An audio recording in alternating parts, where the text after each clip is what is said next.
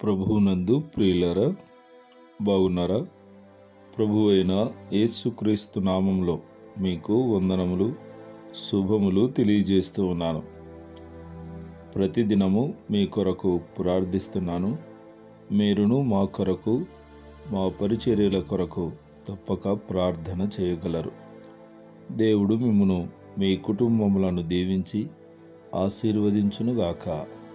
ప్రియ సోదరి సోదరులారా, ఈరోజు మన పాఠము అపోస్తలుడైన పౌలు తిమోతికి రాసిన 2వ పత్రిక 2వ అధ్యాయంలోని ప్రాముఖ్యమైన సంగతులను గూర్చి విందాం. శ్రద్ధగా వినండి.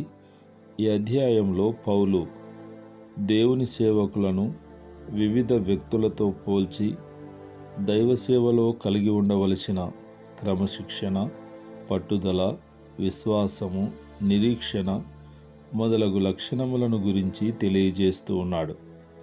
ఈ వాక్య భాగంలో దేవుని సేవకులు నమ్మకమైన బోధకుని పోలి ఉండాలని హెచ్చరించాడు.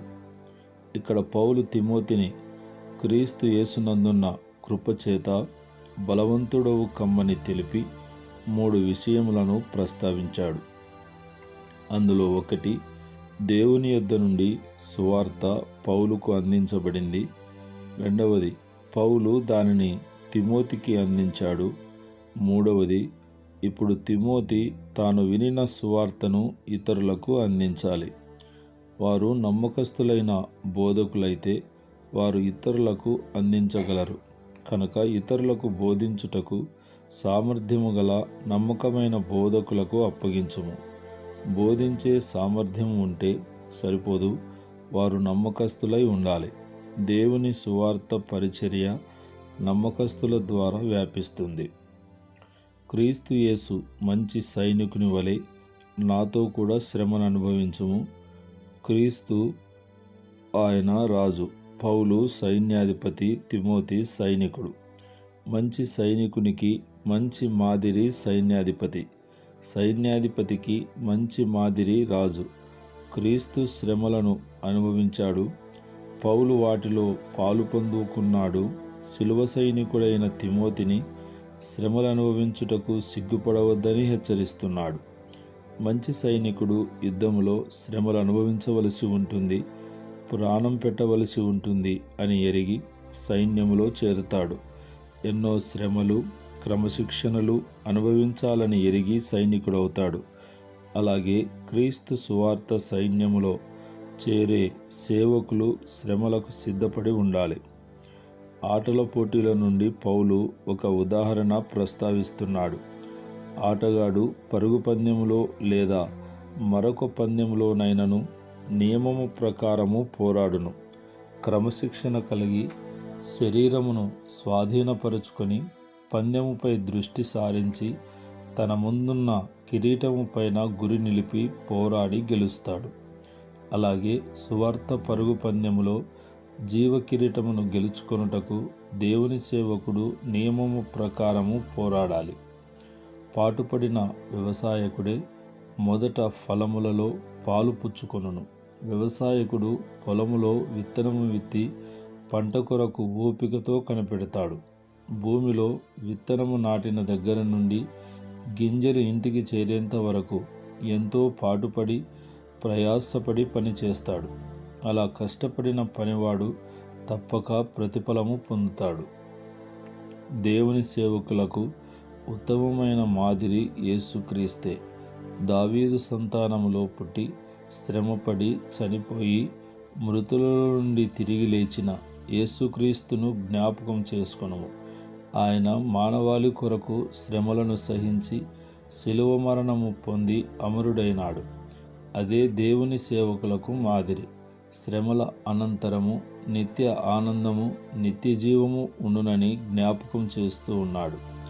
పౌలు తన స్వానుభవమును తిమోతికి జ్ఞాపకము చేస్తూ తాను నమ్మిన క్రీస్తు సువార్త నిమిత్తము పొందుచున్న అవమానాలు, సంకెళ్ళు, శ్రమలు, బంధకాలను జ్ఞాపకం చేస్తూ గొప్ప ప్రోత్సాహకరమైన మాటను తెలియచేశాడు. నన్ను బంధకములలో బంధించినను దేవుని వాక్యమును ఎవరూ బంధించలేరు.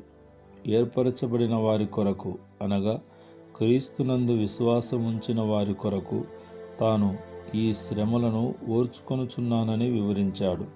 క్రీస్తుతో శ్రమపడి చనిపోయిన వారమైతే, అట్టి ఆత్మీయ అనుభవము గలవారమైతే తప్పక ఆయనతో కూడా బ్రతుకుదుము.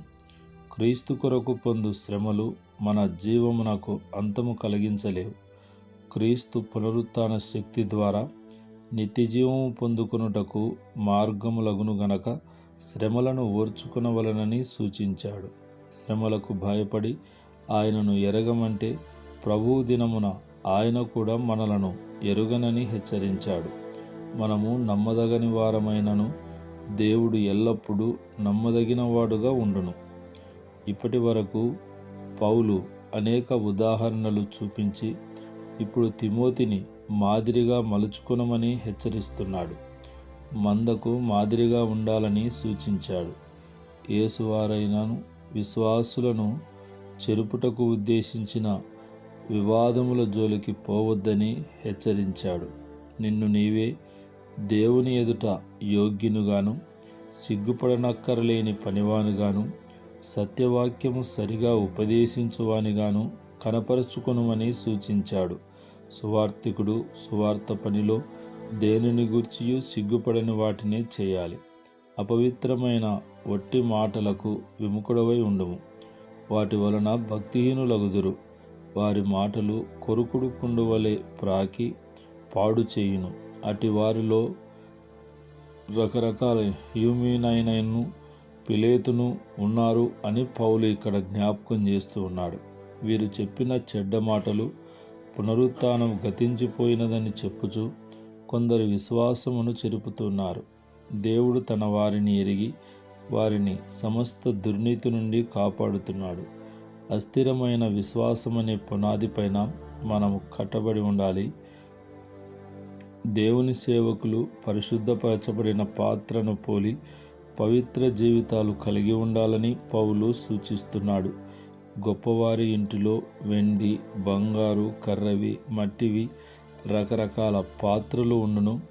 బంగారు వాటిని ఘనతకును, మట్టి వాటిని ఘనహీనతకు వాడుదురు. అయితే పవిత్రపరచబడిన పాత్రను యజమానుడు ఘనత నిమిత్తమైన పాత్రగా ఎంచును. అలాగే లోకములో కలిసిపోక సువార్త పని నిమిత్తము ప్రత్యేకపరుచుకొని పవిత్ర జీవితము జీవించు సేవకులను దేవుడు ఘనతకు పాత్రులనుగా ఎంచును.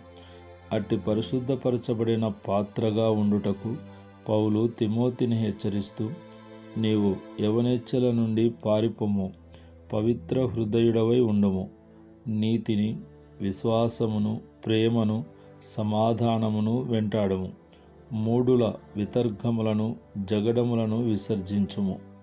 ప్రియులారా, ఇక్కడ పౌలు సాత్వికము గల దాసుని గురించి బోధిస్తున్నాడు. దేవుని సేవకుడు సత్య విషయమైన జ్ఞానము నుండి తొలగిపోయిన వారి మారుమనస్సు కొరకు సహనముతో, సాత్వికంతో కృషి చేయాలి. దేవుడు ఒకవేళ వారికి మారుమనస్సు దయచేయనని ఎరిగి వారిని సాత్వికముతో శిక్షిస్తూ అందరి ఎడల సాధువుగాను, బోధింప సమర్థుడుగాను, కీడును సహించువాడుగాను ఉండవలనని హెచ్చరించాడు. ప్రియులారా, మరికొన్ని సంగతులు రేపటి పాఠంలో విందాం. ప్రార్థన. జీవము గల దేవ, పరిశుద్ధుడా, మీ ఘనమైన శ్రేష్టమైన నామమును బట్టి మీకు స్తోత్రములు. ప్రతిదినము శ్రద్ధ కలిగి ఈ మాటలు వింటున్న మా ప్రియ బిడ్డలను, వారి కుటుంబములను దీవించండి. ప్రస్తుత దినాల్లో నాయన అనేక మంది జ్వరాల చేత, బలహీనతల చేత బాధపడుచున్న బిడ్డలను ముట్టి స్వస్థపరచండి. వివాహ వయసుకు వచ్చిన వారికి త్వరగా వివాహ కార్యములు జరుగుటకు కృపచూపి సహాయము దయచేయమని యేసు నామములో ప్రార్థిస్తున్నాము తండ్రి. ఆమేన్, ఆమేన్, ఆమేన్.